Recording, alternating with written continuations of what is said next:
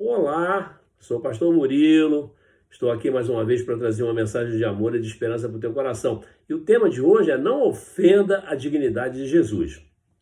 Não sei se você se recorda, mas eu creio que você há de se recordar, que terminamos o nosso último bate-papo destacando que Paulo havia voltado a escrever que o povo de Israel continua desobediente até os nossos dias, desobedientes ao Senhor como antes.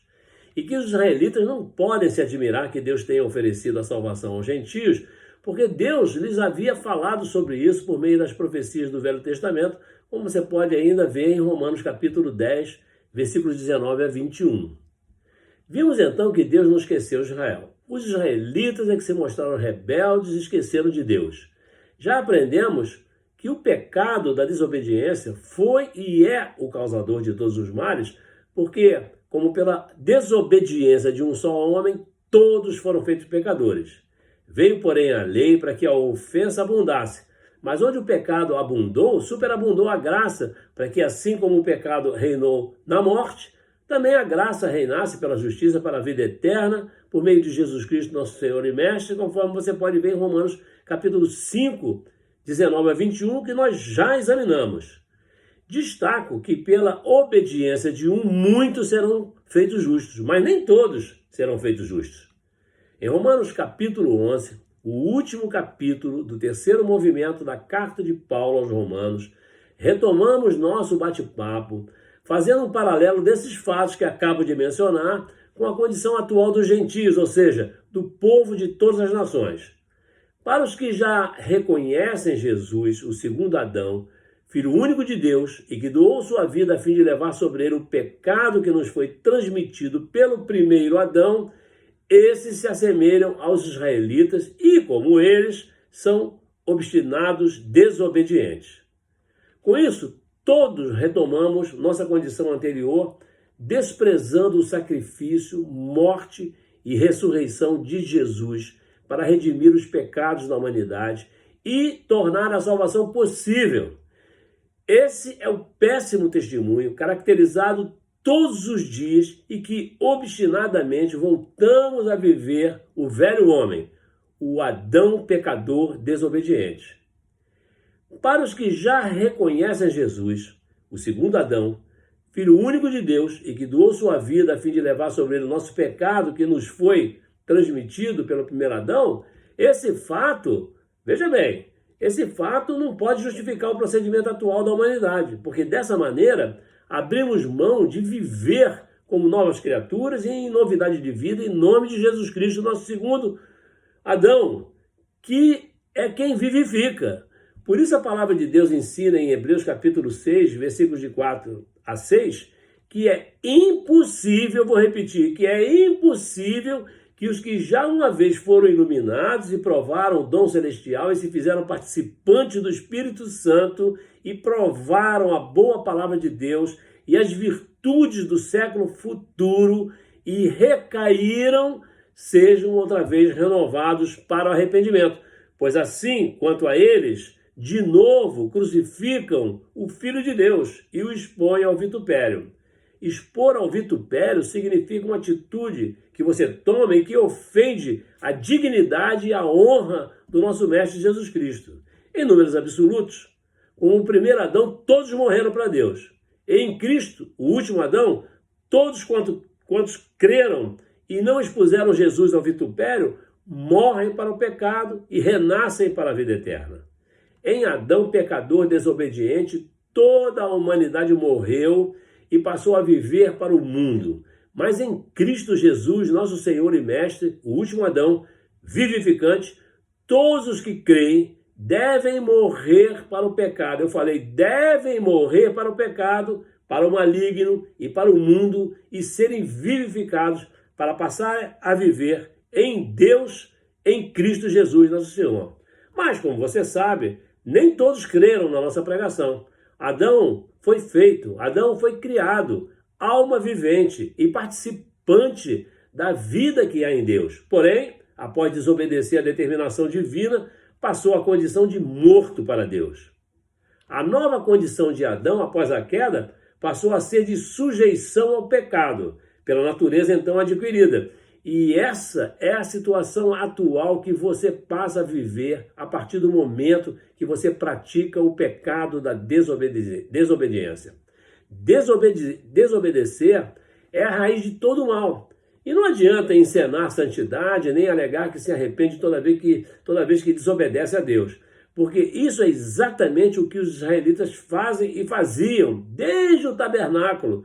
E seguem no caminho do engano para onde? Para o inferno. Arrependimento eficaz para a salvação, você já aprendeu. É aquele que nos leva a jamais cometer o mesmo pecado. Qualquer pecado. Porque todo pecado leva à morte espiritual. Por isso, não esqueça das palavras de Hebreus, capítulo 6, versículos de 4 a 6, que acabamos de nos lembrar. Creio que é chegada a hora de parar de pensar em prosperidade e começar a pensar em santificação, sem o que ninguém passará pela porta estreita chamada Jesus Cristo. Você tem que ter compromisso com a palavra da verdade, porque, como está escrito em João capítulo 14, versículo 6, nosso Mestre Jesus é o caminho, a verdade e a vida, e ninguém, eu falei ninguém, chegará até o Pai se não for pelas mãos do nosso Mestre Jesus. Por isso Paulo pergunta em Romanos 11, qual é o futuro desse povo de Israel? Deus abandonou seu povo? E Paulo mesmo responde, não. Há milhares de judeus que reconhecem Jesus como Messias, mas na mesma proporção, ou ainda mais, há outros tantos milhares que não o reconhecem. Mas Deus, em sua inexplicável e maravilhosa sabedoria, tem usado a rejeição, não só do seu povo escolhido, mas também a nossa, a dos gentios, para os seus próprios propósitos. Isso fez e faz com que o evangelho se espalhe muito mais rapidamente por esse mundo afora, porque nos estimula, a nós, a evangelizar a fim de tornar a família de Abraão muito maior e mais multiétnica. E Paulo descreve essa família da nova aliança como uma grande oliveira. Os que rejeitam ou rejeitaram Jesus são representados pelos galhos quebrados, jogados de volta ao solo.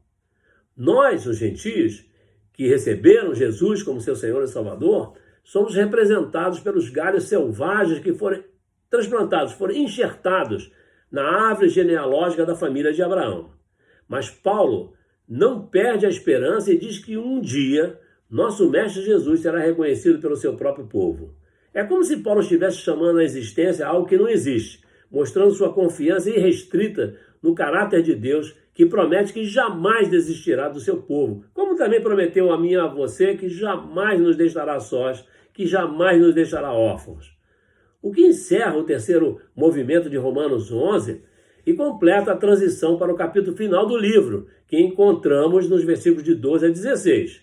Mas você não pode deixar de lembrar o esboço geral dessa história que estamos contemplando. Em virtude da fé que compartilham em nosso Mestre Jesus, judeus e gentios estão agora irmanados na família de Abraão. Essa nova humanidade que está sendo transformada pelo Espírito Santo e é a maneira pela qual o nosso Deus está cumprindo suas promessas antigas.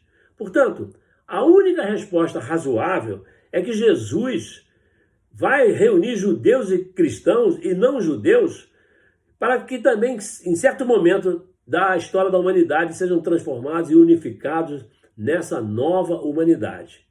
No momento, estamos vivendo a descrença, vivendo a falta de compromisso, o individualismo e a busca pela prosperidade material. E o que sobra para homens como eu e milhares de outros é a certeza de que nosso Mestre Jesus é quem converte o deserto em lagos e a terra seca em nascentes, tal como está escrito em Salmos capítulo 107, versículo 35. No momento estamos vivendo isso, mas já essa situação haverá de ser transformada.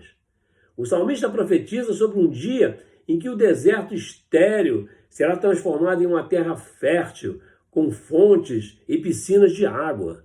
Hoje, se ouvirdes a sua voz, não endureçais os vossos corações, como você pode ver em Hebreus capítulo 4, versículos 7 e parte B. O Deus eterno reina no céu e na terra com poder. Nunca esqueça isso. Sua força é maior do que a fúria do oceano e mais poderosa do que as ondas do mar, como você pode ver em Salmo 93, versículo 4. Portanto, como diz o Espírito Santo, se ouvirdes hoje a sua voz, Não endureçais os vossos corações, como na provocação, no dia da tentação do deserto. Hebreus, como eu falei, Hebreus 4, versículo 7 a 9 agora. Muitos irmãos, não tenho dúvida nenhuma, muitos irmãos necessitam desaprender algumas coisas antes de tomar conhecimento do que Deus deseja para eles. São pessoas manipuladoras, que usam a autopiedade, complexo de inferioridade, ira, inveja, rebeldia e desobediência como ferramentas para obter o que desejam. Na verdade, não sabem como alcançar aquilo de que realmente necessitam.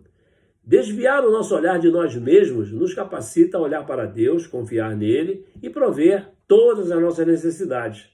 Na carta do apóstolo Paulo aos Romanos, achamos a receita da renúncia voluntária que há de egoísmo e individualismo nos desejos e tendências naturais do homem, que fazem o indivíduo referir tudo a si próprio. A receita é simples. A receita é viver em novidade de vida em Cristo Jesus, nosso Mestre, como nova criatura, em novidade de vida. Meu irmão, minha irmã, fomos sepultados com nosso Mestre Jesus pelo batismo do arrependimento e na morte do velho homem, para que, como Cristo ressuscitou dos mortos, pela glória do Pai, assim andemos nós também em novidade de vida, como você aprendeu no nosso bate-papo de Romanos 5, versículo 4, esquecendo das coisas que atrás ficam, conforme Filipenses capítulo 3, versículo 13. Deus sabe exatamente o que é indispensável e promete nos prover mediante sua graça e misericórdia a cada manhã. Por isso se chama Jeová Jireh, o Senhor que provê, como vemos em Gênesis capítulo 22, versículos de 1 a 14. Muitos que já sofreram abusos ou foram feridos pensam que têm de cuidar de si mesmos, porque ninguém mais o fará. Mas Deus garante, em lugar da vossa vergonha, meu querido, minha querida, em lugar da vossa vergonha, tereis dupla honra, como está garantido em Isaías capítulo 6, versículos de 1 a 7.